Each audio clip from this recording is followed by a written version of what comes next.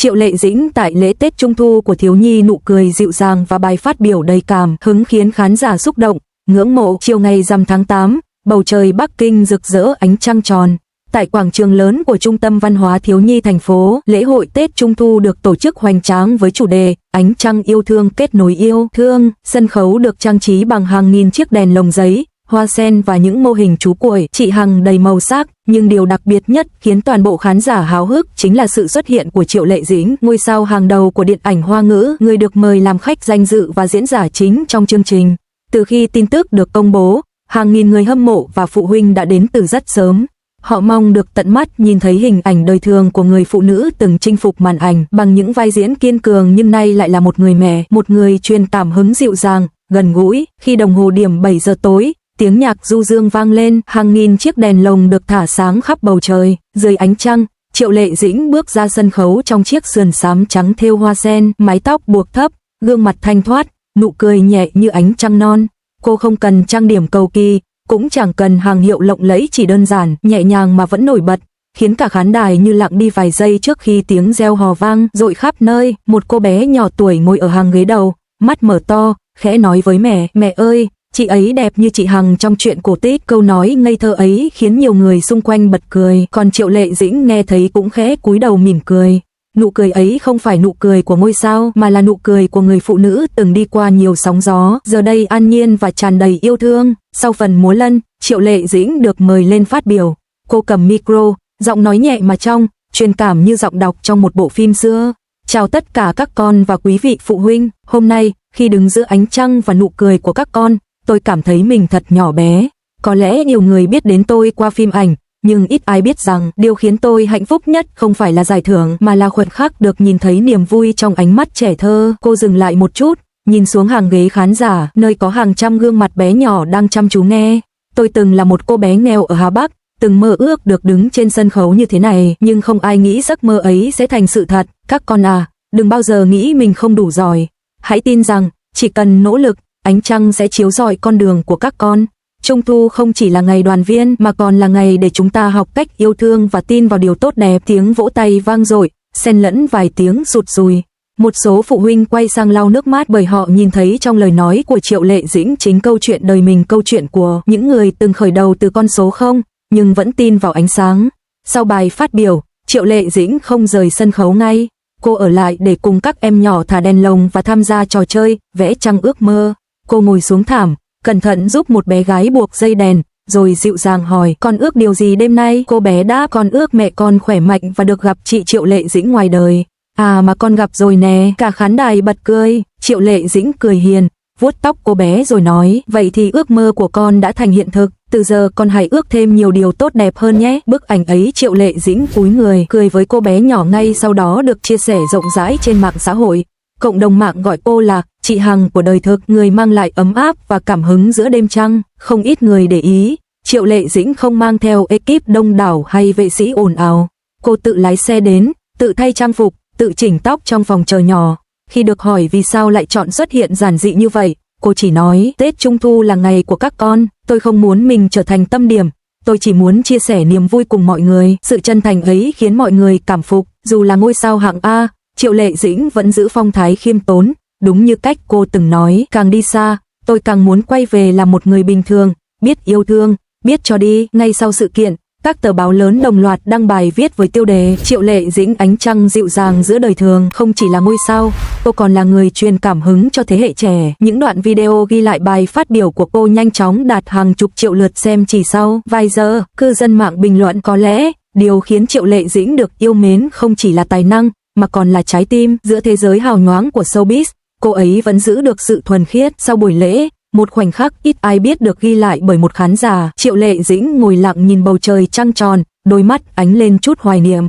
Người ta nói, Tết Trung thu là ngày đoàn viên, nhưng trong ánh nhìn của cô dường như có chút cô đơn xen lẫn niềm tự hào. Một fan kể rằng khi bước xuống sân khấu, một em nhỏ đã chạy đến hỏi, cô ơi, cô có con chưa? Triệu Lệ Dĩnh khẽ mỉm cười, cô có rồi, và cô rất yêu con trai cô. Con biết không, nhờ có con trai, cô mới hiểu ý nghĩa thật sự của Trung thu là gì. Câu trả lời ấy khiến mọi người xung quanh cảm động. Hóa ra, dù đã là ngôi sao, cô vẫn là một người mẹ dịu dàng, một người phụ nữ sống trọn vẹn cho gia đình và yêu thương. Khi chương trình kết thúc, Triệu Lệ Dĩnh cùng các em nhỏ thả hàng trăm chiếc đèn hoa đăng xuống, hô, ánh sáng lung linh phản chiếu lên gương mặt cô, khiến ai nhìn cũng thấy bình yên. Một số phụ huynh xin chụp ảnh chung, cô đều vui vẻ đồng ý, nở nụ cười thân thiện và nói lời cảm ơn từng người. Hình ảnh cuối cùng mà khán giả thấy là Triệu Lệ Dĩnh quay lưng bước đi trong ánh trăng, tà áo trắng lay động, dáng người nhỏ bé nhưng rạng rỡ. Dường như ánh trăng đêm ấy sáng hơn mọi năm bởi nó soi rọi trái tim của hàng nghìn người đã được cô chạm đến. 10 năm sau, khi người ta nhắc lại buổi lễ trung thu ấy, ai cũng nhớ về nụ cười của Triệu Lệ Dĩnh, nụ cười dịu dàng mà mạnh mẽ như ánh trăng giữa trời thu. Cô không chỉ là diễn viên, không chỉ là biểu tượng nhan sắc mà còn là người truyền cảm hứng sống, yêu thương và nỗ lực không ngừng. Người phụ nữ đẹp nhất không phải là người mặc váy lộng lẫy nhất mà là người khiến mọi người cảm thấy ấm áp khi nhìn thấy cô ấy. Và tối trung thu năm ấy, người phụ nữ ấy chính là Triệu Lệ Dĩnh. Đêm trung thu năm ấy khép lại trong tiếng reo hò và ánh đèn hoa đăng rực rỡ. Nhưng đối với Triệu Lệ Dĩnh, dư âm của nó không chỉ dừng lại ở sân khấu. Cô trở về nhà khi phố xá đã vắng, ánh trăng bạc vẫn phủ đầy trên con đường nhỏ trước cổng. Trong lòng cô vẫn còn vang lên tiếng cười của những đứa trẻ, lời chúc trung thu và cả ánh mắt ngây thơ của cô bé từng nói rằng chị ấy đẹp như chị Hằng. Khi vừa bước vào nhà, cậu con trai nhỏ của cô chạy ra ôm chầm lấy mẹ, đôi tay nhỏ bé quàng qua cổ cô. Mẹ ơi, con xem mẹ trên tivi rồi. Cô giáo nói mẹ hát rất hay. Triệu Lệ Dĩnh bật cười, nụ cười ấy xóa tan mọi mệt mỏi. Cô bế con lên, khẽ đáp vì mẹ nghĩ đến con nên mẹ mới hát được như thế. Câu nói đơn giản ấy, nhưng chứa đựng tất cả ý nghĩa của đêm trung thu. Một người mẹ hát bằng trái tim mình cho đứa con mà cô yêu thương nhất. 2 ngày sau, ban tổ chức lễ trung thu đã gửi lời cảm ơn cùng một đề nghị đặc biệt. Họ muốn Triệu Lệ Dĩnh thể hiện ca khúc chủ đề Ánh trăng của mẹ cho video kỷ niệm phát sóng trên truyền hình quốc gia. Khi nghe tên bài hát, cô im lặng một lúc. Ánh trăng của mẹ, 4 chữ ấy khiến cô nhớ đến một quãng đời cũ.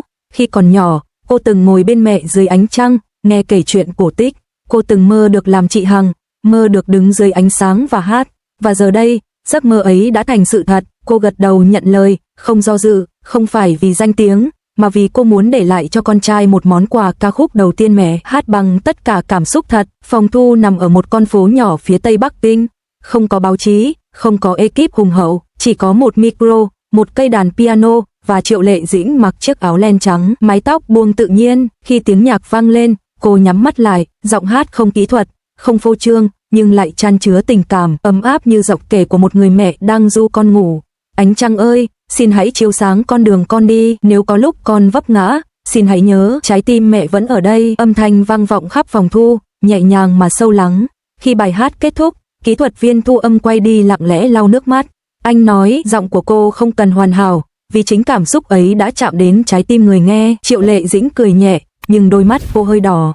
Cô không hát cho khán giả, mà hát cho một đứa trẻ, hát cho chính cô, người đã từng kiên cường, từng cô đơn, và giờ đây biết thế nào là hạnh phúc giản dị. Khi buổi thu âm kết thúc, trợ lý đưa cho cô một phong thư nhỏ màu vàng, ghi bằng nét chữ non nớt: gửi mẹ, con thấy mẹ hát đẹp nhất. Khi mẹ cười, con cũng muốn cười, con yêu mẹ, Tiểu Phùng. Triệu Lệ Dĩnh nắm chặt lá thư, không nói nên lời.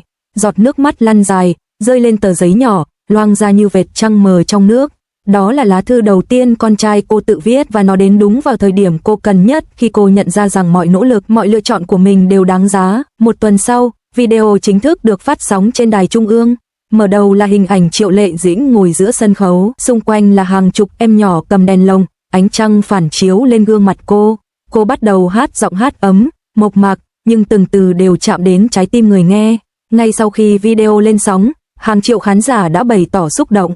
Các bình luận tràn ngập mạng xã hội. Không ngờ Triệu Lệ Dĩnh hát cảm xúc đến vậy, giọng cô ấy như đang kể chuyện bằng trái tim. Đây không chỉ là một ca khúc, mà là lời ru của người mẹ dành cho con. Nhìn ánh mắt cô ấy, tôi cảm nhận được tình yêu vô bờ. Nhiều khán giả lớn tuổi thậm chí nói rằng họ nghe bài hát ấy khi ngồi bên con mình và thấy lòng bình yên lạ thường. Trong buổi phỏng vấn sau khi bài hát được phát hành, phóng viên hỏi tại sao chị lại chọn hát ca khúc này thay vì chỉ tham gia với tư cách khách mời như những năm trước. Triệu Lệ Dĩnh mỉm cười, giọng nhẹ như gió: vì lần này, tôi không hát với tư cách nghệ sĩ, tôi hát với tư cách một người mẹ. Khi con trai hỏi tôi rằng Trung thu là gì, tôi muốn hát để con hiểu rằng Trung thu là yêu thương, là đoàn viên, là khi mẹ và con cùng nhìn về một ánh trăng. Phóng viên hỏi tiếp: có phải khi hát, chị nhớ đến những điều đã qua không? Cô khẽ gật đầu: có, tôi nhớ đến quá khứ, đến những người từng đi cùng mình, và cả những điều tôi từng đánh mất.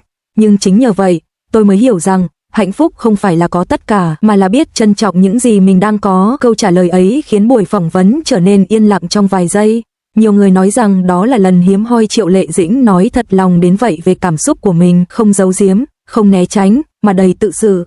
Tối hôm ấy, sau khi kết thúc lịch trình, Triệu Lệ Dĩnh đưa con trai ra công viên nhỏ gần nhà. Hai mẹ con cùng ngồi trên ghế đá, ngước nhìn ánh trăng.